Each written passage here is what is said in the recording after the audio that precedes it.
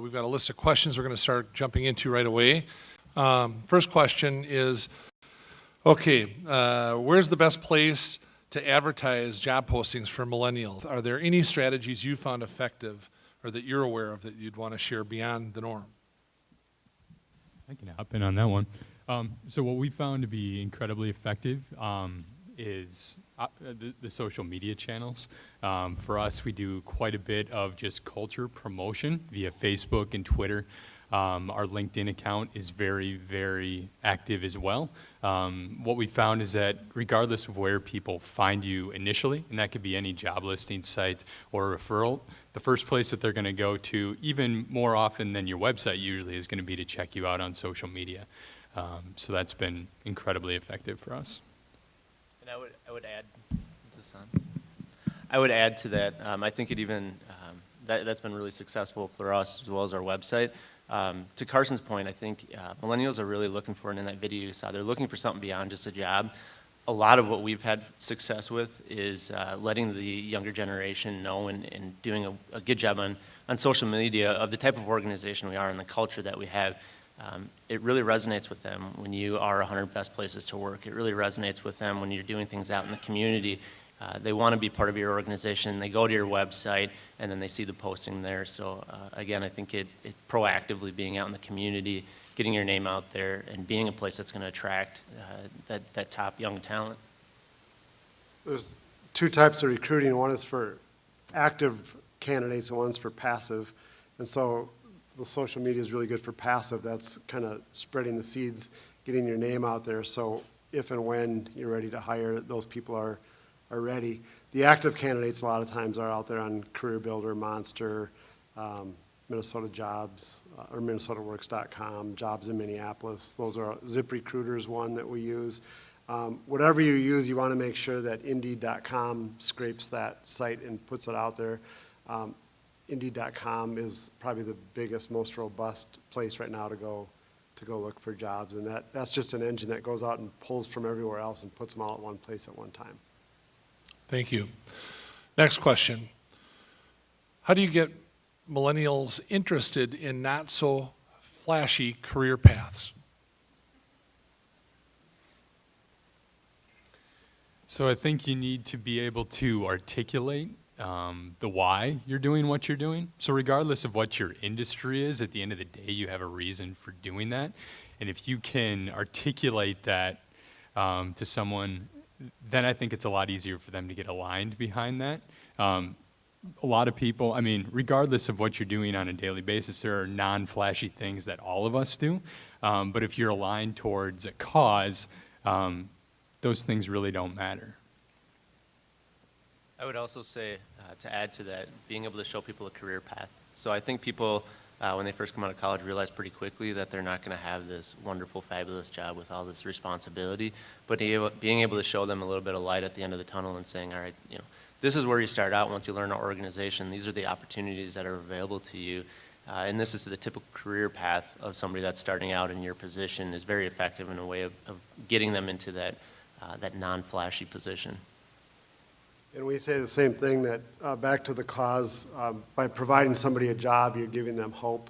There's probably nothing more important than hope. And basically your work or your job drives everything else. You can't have the other things you have without a job, really. So we tell people coming in that we provide hope for people. So if you're a salesperson and you bring in a job order, you're given the opportunity for people to accept that job and get hope. And if you're a recruiter and you provide that, you match that person with the job, you're providing them hope. And that's what's gratifying for us every day. Someone will put a person in a job and there'll be excitement, and that's kind of self-rewarding. So you want to make sure that no matter what job you have in our firm, that all of them hook back to that providing hope somehow.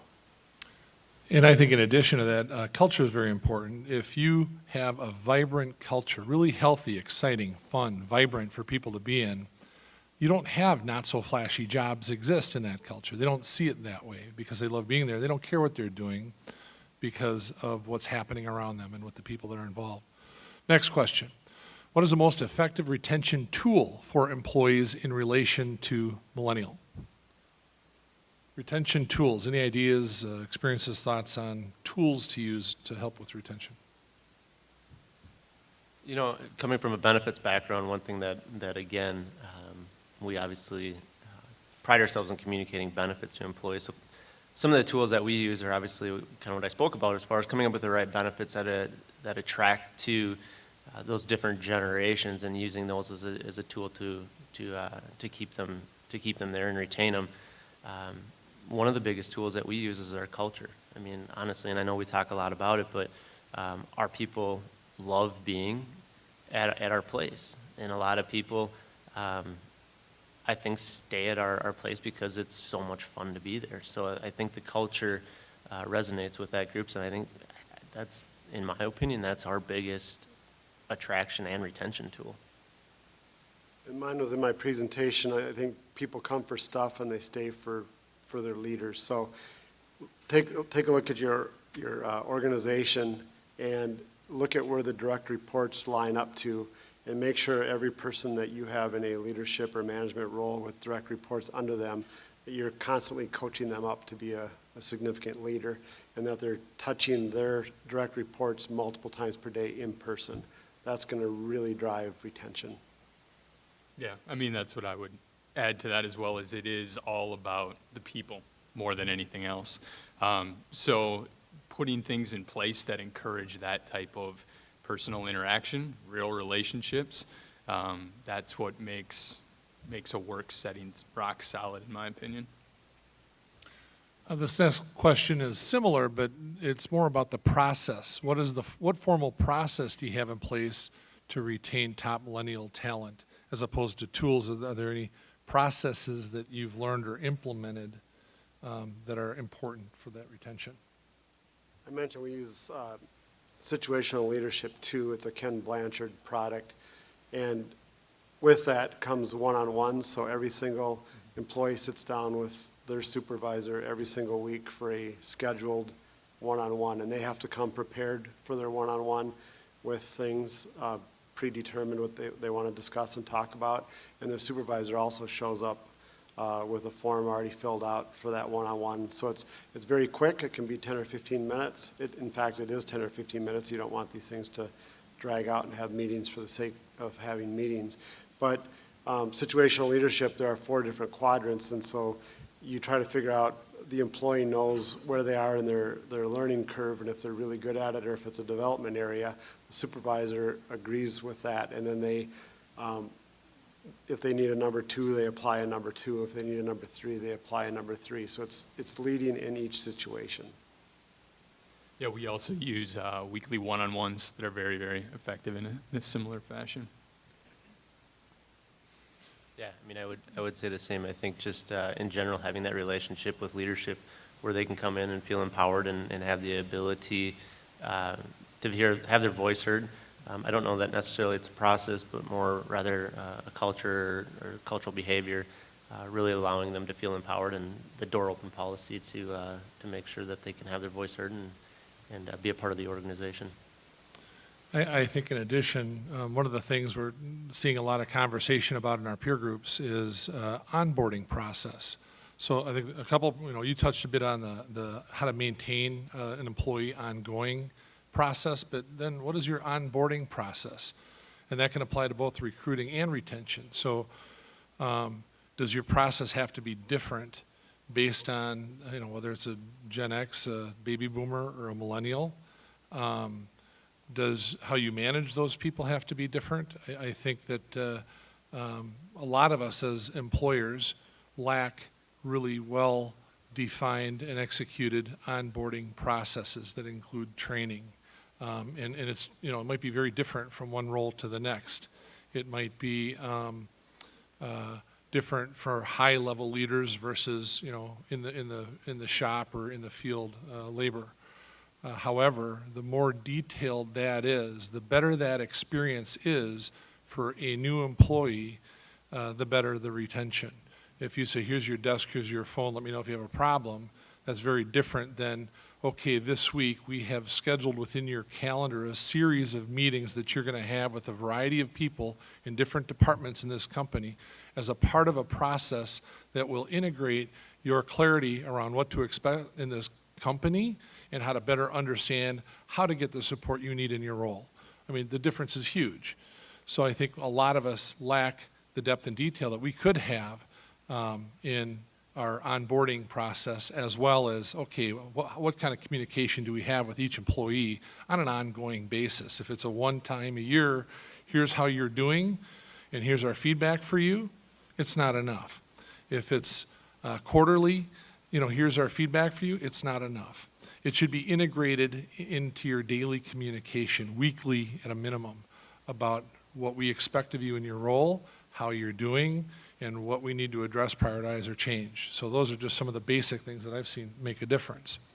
Another question is, when people say there is a challenge with millennials, every generation always says that about other generations. So does that really exist? Is there really a problem in managing millennials? Or is it just a human nature part of life that always exists from generation to generation? So I think it's more about society in general, less about a generation. And I just think that we've seen that exaggerated over the past 10, 15 years. I think that there are new and challenging things in regards to technology and the way that people communicate and the way that people, whether it's getting their news or understanding the world around them. So, I would see that as the biggest challenge is each of us get comfortable in a specific way of that communication style. And when the younger generation or society tends to change, I think there's just a lot of challenges to keep up on that and feel comfortable in that space, comfortable enough to interact and be meaningful. I would add to that, keep in mind, to all you baby boomers, your parents shunned you like crazy because you were fans of the Beatles. So we're not a whole lot different when we look at the younger generations, although you might think we're completely different. You were all there once. One thing I would tell you is I would say the pace of change is a lot faster right now than it's ever been. And I think a lot of that lends itself to technology and how fast technology changes, which makes everything in life change so much faster. And I think millennials have come to expect that. And that's something as a leadership team or as an organization that you have to be prepared to deal with, is that rapid pace of change. I would say the exact same thing. I was just talking to Steve Blexrud earlier, and as a baby boomer, the very first video games we had were Pong and Pac-Man, for those of you that remember that. And the very first Tiger Woods golf video, this is 25 years ago, if you started and you played the first couple holes and you were over par, you'd play all 18 holes. These kids now, if they get behind in a video game, they restart it and they start over again. I saw my daughters restart so many times and they never finished a game. And it's not bad, it's just different. So things are moving faster. You have to equip for that. They don't have the attention span. They want it now, it's instant gratification, and you just have to adapt. You cannot ultimately run a company without millennials, so you have to adapt and deal with it. And I think the greatest lesson is that, regardless of being millennials focused, is let's look at our younger generations all the time and see what we need to learn about technology, about behavior, about communication, about how we as leaders and organizations need to advance how we relate with the dynamics of all levels of different people. And it's challenging, but those that I think just say, hey, this is a cycle and we're going through it every year, every decade, every generation, are going to be better equipped to transform rather than say, well, any company right now not totally engaged in social media is going to be off the radar in the next decade or two, because as all these younger folks start taking over leadership positions, that's their way of life. And it's going to be a norm. So, as a baby boomer, if I don't want to have anything to do with social media, that's my personal choice. But if my company doesn't, then my company's going to suffer for it, and I'm going to have a hard time keeping people. So, I want to thank you for all being here and sharing your wisdom and experience and ideas. And I want to thank the magazine and Handready for putting this on.